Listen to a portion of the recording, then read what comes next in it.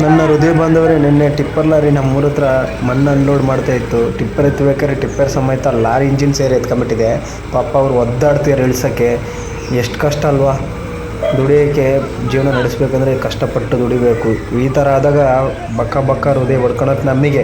ಅಲ್ಲಿರೋರು ಆ ಗಾಡಿ ಹೊಲಿಕಿರೋರಿಗೆ ಧೈರ್ಯನೇ. ಅದು ಒಂದು ಛಲ ಇದೆಲ್ಲ ಗ್ರೇಟ್.